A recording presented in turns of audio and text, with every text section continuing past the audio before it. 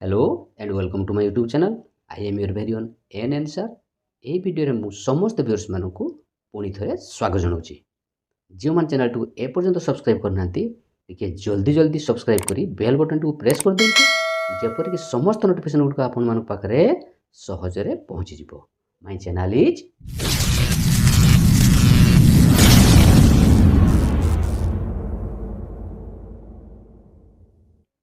Well ये video आज आम मैंने युक्त 2 द्वितीय वर्ष राजनीति विज्ञान यूनिट 2 रे थिबा एमसी गुड़िक मंथन क्विज टेस्ट करी जानीदेवा।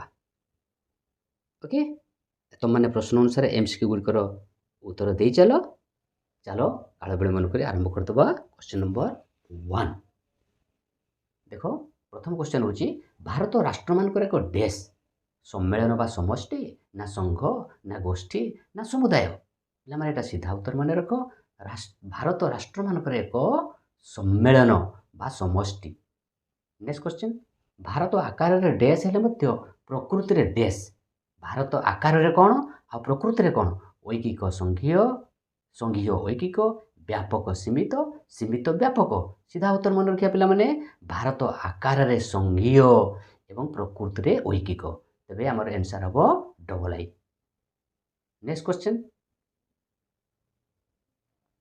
केंद्र तालिका रे डेस टी विषय अच्छी पे तुम जान जो 3 प्रकार तालिका आम रहा केंद्र तालिका राज्य तालिका एवं जुग्म तालिका व मिलित तालिका।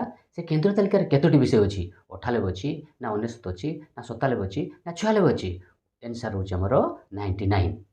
राज्य तालिका रे डेस टी विषय अच्छी राज्य तालिका रे केतोटी विषय अच्छी 60 ना 61 ना 62 ना 64। उत्तर हम 61टी। राज्य तालिका रे 61टी विषय अच्छी पे आंसर टी मैच कर चलो तो मैंने उत्तर दे चलो। क्वेश्चन नंबर 5 जुग्म तालिका रे डेस टी विषय अच्छी जुग्म तालिका रे मिलित तालिका रे केतोटी विषय अच्छी 52 अच्छी ना 53 अच्छी ना 50 अच्छी ना 51 अच्छी। आंसर हूँ 52। जुग्म तालिका रे 52टी विषय अच्छी। नेक्स्ट क्वेश्चन जुग्म तालिकाभुक्त विषय उपर प्रणीत केंद्र और राज्य आईन मध्य संघर्ष हेले देश आईन बलवत्तर रहे। जिते जुग्म तालिका उपर नहीं विषय को नहीं जो केंद्र और राज्य मध्य झगड़ा हुए से कहार आईन टी कार्यरत हुए बा कहार आईन टी बलवत्तर रहे। देखा केंद्र आईन ना राज्यर आईन ना उभय आईन ना कहार नुहे। उत्तर है केंद्र आईन ये बलवत्तर रहे केंद्र आईन। नेक्स्ट क्वेश्चन 7 भारत एक देश प्रकार संघीय राष्ट्र तो 2 प्रकार गोटे है केन्द्रापसारी संघीय राष्ट्र आ गोटे हूँ केन्द्राभिमुखी संघीय राष्ट्र। तेज भारत क्यों प्रकार संघीय राष्ट्र केन्द्रापसारी ना केन्द्राभिमुखी ना ऐकिक ना गणतांत्रिक। उत्तर हूँ केन्द्रापसारी। भारत एक केन्द्रापसारी संघीय राष्ट्र। नेक्स्ट क्वेश्चन केंद्र तालिका राज्य तालिका और जुग्म तालिका रे अंतर्भुक्त नथिबा विषय गुड़िक देश क्षमतार परिसरभुक्त माने केंद्र तालिका भी थी राज्य तालिका भी थी ना और जुग्म तालिका जो विषय गुड़िक थी ना पे आम क्यों क्षमतार रखीचे क्यों क्षमतार परिसरभुक्त एटा अवशेष क्षमता ना विशेष क्षमता ना अर्थनैतिक क्षमता ना राजनैतिक क्षमता ताकू कहा जाए अवशेष क्षमता बा अवशिष्ट क्षमता। नेक्स्ट भारत में अवशेष क्षमता देश को दिखाई अवशेष क्षमता गुड़िक क्या दिखाई राज्य को दिखाई ना केंद्र को दिखाई ना उभय राज्य केंद्र को दिखाई ना उच्चतम न्यायालय को दिखाई।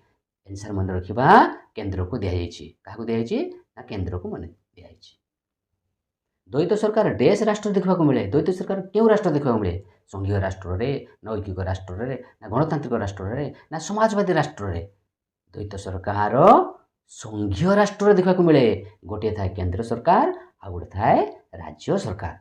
ओके अर्थ कमिशन देश धारा अनुसार देश को द्वारा नियुक्ति पाई था अर्थ कमिशन आम जो फाइनान्स कमिशन क्या द्वारा नियुक्ति पाई था क्यों धारा अनुसार 250 राष्ट्रपति को अनुसार 281 प्रधानमंत्री को अनुसार ना 280 प्रधानमंत्री को अनुसार ना 280 राष्ट्रपति को अनुसार। उत्तर मन रखा 280 राष्ट्रपति को अनुसार अर्थ कमिशन धारा 280 एवं राष्ट्रपति द्वारा नियुक्ति पाई था।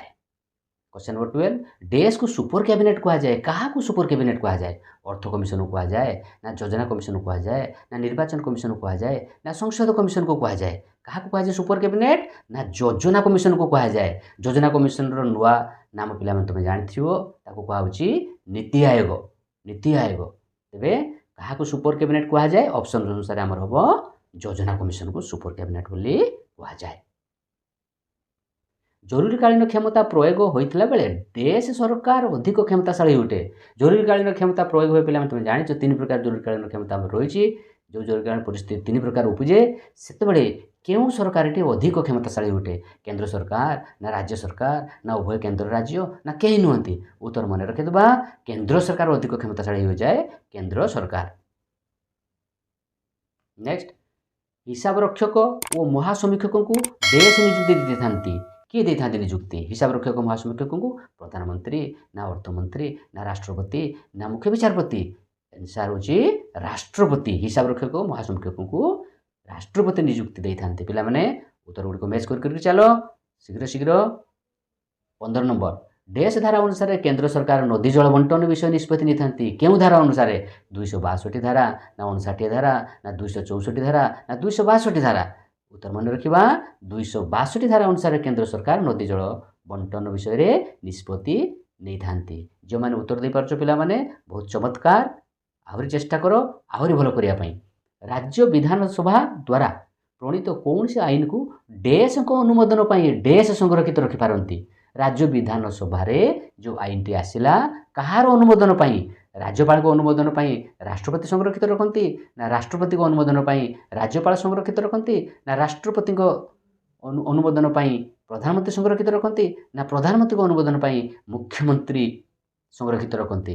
ଆନ୍ସର ହେଉଛି ରାଷ୍ଟ୍ରପତିଙ୍କ ଅନୁମୋଦନ ପାଇଁ ରାଜ୍ୟପାଳ ସଂରକ୍ଷିତ ରଖିଥାନ୍ତି। ନେକ୍ସଟ କ୍ୱେଶ୍ଚିନ୍, ଡେସ୍ଙ୍କ ମତରେ ଭାରତ ଏକ ଡେସ୍ ରାଷ୍ଟ୍ରସଂଘ?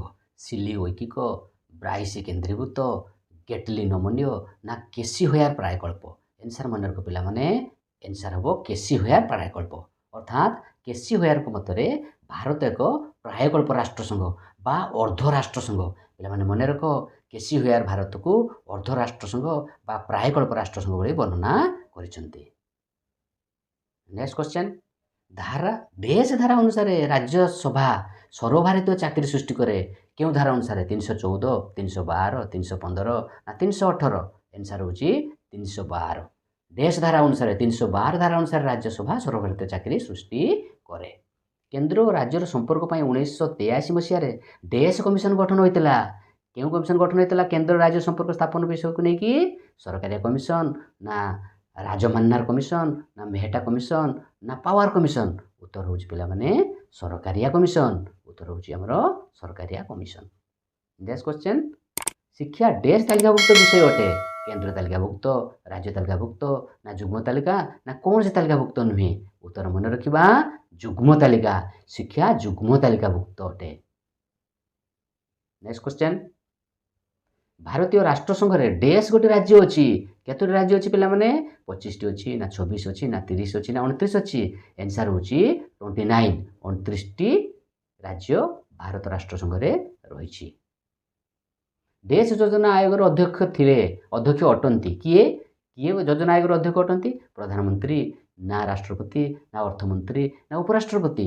ଆନ୍ସର ହେବ ପ୍ରଧାନମନ୍ତ୍ରୀ ଯୋଜନା ଆୟୋଗର ଅଧ୍ୟକ୍ଷ ଅଟନ୍ତି। ଯୋଜନା ଆୟୋଗର ନୂଆ ନାମ ପିଲାମାନେ ଜାଣିଛ, ତାର ନାମ ହେଉଛି ନୀତି ଆୟୋଗ। ନେକ୍ସଟ କ୍ୱେଶ୍ଚନ୍, ଭାରତ ହେଉଛି ଡେସ୍ ରାଜ୍ୟମାନଙ୍କର ଏକ ଅବିଲୋପୀୟ ସମାହାର। କେଉଁ ରାଜ୍ୟମାନଙ୍କର? ବିଲୋପୀୟ ରାଜ୍ୟମାନଙ୍କର ନା ଅବିଲୋପୀୟ ରାଜ୍ୟମାନଙ୍କର, ଦୃଢ଼ ରାଜ୍ୟମାନଙ୍କର ନା ଦୁର୍ବଳ ରାଜ୍ୟମାନଙ୍କର? ଉତ୍ତର ମନେ ରଖିବା, ଭାରତ ହେଉଛି ବିଲୋପୀୟ ରାଜ୍ୟମାନଙ୍କର ଏକ ଅବିଲୋପୀୟ ସମାହାର। ସଂସଦ କେନ୍ଦ୍ର ତାଲିକା ଓ ଡେସ୍ ତାଲିକାଭୁକ୍ତ ବିଷୟ ଉପରେ ଆଇନ ପ୍ରଣୟନ କରିଥାଏ। ସଂସଦ କେଉଁ ତାଲିକାଭୁକ୍ତ ବିଷୟ ଉପରେ ଆଇନ ପ୍ରଣୟନ କରିଥାଏ ପିଲାମାନେ? ସାମ୍ବିଧାନିକ ନା ରାଜ୍ୟ ନା ଯୁଗ୍ମ ନା କୌଣସିଟି ନୁହେଁ? ଉତ୍ତର ହେବ ଯୁଗ୍ମ ତାଲିକା। ସଂସଦ କେନ୍ଦ୍ର ତାଲିକା ଓ ଯୁଗ୍ମ ତାଲିକା ଭୁକ୍ତ ବିଷୟ ଗୁଡ଼ିକ ଉପରେ ଆଇନ ପ୍ରଣୟନ କରିଥାଏ। ସପ୍ତମ ଅନୁସୂଚୀରେ ଡେସ୍ ଗୋଟି ତାଲିକା ରହିଛି। ସପ୍ତମ ଅନୁସୂଚୀରେ କେତେ ଗୋଟି ତାଲିକା ରହିଛି? 3ଟି ନା 4ଟି ନା 5ଟି ନା 7ଟି? ସିଧା ଉତ୍ତର ମନେ ରଖିବା ପିଲାମାନେ, ସପ୍ତମ ଅନୁସୂଚୀରେ 3 ଗୋଟି ତାଲିକା ରହିଅଛି। 3 ଗୋଟି ତାଲିକା ରହିଅଛି, 3 ଗୋଟି। ଭାରତ ସମ୍ବିଧାନରେ ଯୁଗ୍ମ ତାଲିକା ରଖିବା ବ୍ୟବସ୍ଥା ପୃଥିବୀର କେଉଁ ସମ୍ବିଧାନର ପ୍ରଭାବ କ୍ରମେ ଅନ୍ତର୍ଭୁକ୍ତ କରାଯାଇଛି? ଆୟାରଲାଣ୍ଡର ନା ବ୍ରିଟେନର ନା ଅଷ୍ଟ୍ରେଲିଆର ନା କାନାଡ଼ାର? ଉତ୍ତର ହେଉଛି ପିଲାମାନେ ଅଷ୍ଟ୍ରେଲିଆ। ଭାରତ ସମ୍ବିଧାନରେ ଯୁଗ୍ମ ତାଲିକା ରଖିବା ବ୍ୟବସ୍ଥା ପୃଥିବୀର ଅଷ୍ଟ୍ରେଲିଆ ସମ୍ବିଧାନର ପ୍ରଭାବ କ୍ରମେ ଅନ୍ତର୍ଭୁକ୍ତ କରାଯାଇଅଛି। କେନ୍ଦ୍ର सरकार निम्नोक्त केउं तालिका क्षेत्र में सर्वाधिक तथा एकक क्षमता उपभोग करती केउं तालिका रे सर्वाधिक एवं एकक क्षमता उपभोग करती केंद्र सरकार जुग्म तालिका रे ना राज्य तालिका रे ना केंद्र तालिका रे ना संघीय तालिका रे उत्तर मन रखिया पिला माने केंद्र तालिका उपरे केउं तालिका रे ना केंद्र तालिका होची हमरो राइट आंसर। नेक्स्ट क्वेश्चन सामाजिक निरापत्ता और सामाजिक बीमा केउं तालिकाभुक्त विषय अटे जुग्म तालिका ना केंद्र तालिका ना अवशेष क्षमता ना राज्य तालिका उत्तर हम पिला माने जुग्म तालिका सामाजिक निरापत्ता और सामाजिक बीमा जुग्म तालिकाभुक्त विषय अटे। सरकार द्वारा संगठित लॉटरी केउं तालिकाभुक्त अटे केंद्र तालिकाभुक्त राज्य तालिका जुग्म तालिका ना संघीय तालिका उत्तर हम पिला माने राज्य तालिका सरकार द्वारा संगठित लॉटरी राज्य तालिकाभुक्त विषय अटे।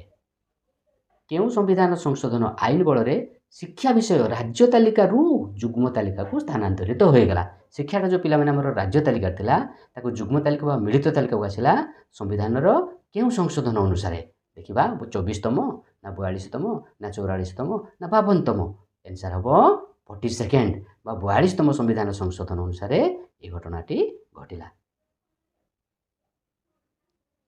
आंतराज्य परिषद संविधान केउं धारा बल स्थापित होता है आंतराज्य परिषद 263 धारा 283 धारा 292 धारा ना 352 धारा उत्तर हम 263 धारा आंतराज्य परिषद संविधान 263 धारा बल स्थापित होता है। नेक्स्ट क्वेश्चन भारत में केते गोटी आंचलिक परिषद रही आंचलिक परिषद संख्या केते पिला माने आंचलिक परिषद संख्या देखिए ऑप्शंस गुड़िक 3 5 7 6 3 5 7 6 एवं आंसर होची 5 आंसर होची 5 भारत में 5 गोटी आंचलिक परिषद अच्छी 5 गोटी आंचलिक परिषद अच्छी पे उत्तर गुड़ी ठीक भाव मन रख और उत्तर गुड़ी को जानिच तार अनुसार दे दी चलो।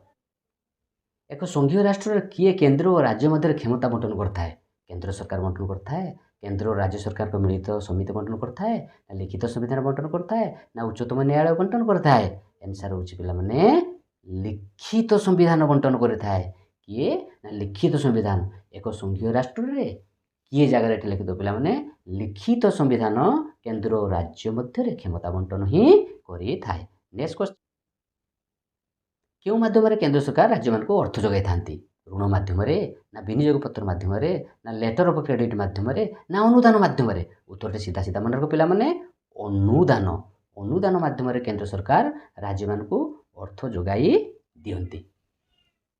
वेल तो पिला माने एभळे भाबरे आमे 34 एमसीक्यू देखिदेले तन्नतन करके देखिदेले यूनिट 2 रु आकु भलो भाबरे देखिदबो एवं मन मध्यरे ताकु पूरा बसा बांधिकी उत्तर गुडी को रखिदबो। होपफुली वीडियो तुम मानकु भलो लागिथिबो शेयर कमेंट करबा को भूलिबो नाही। Thank you very much. जय उत्कल जय भारत।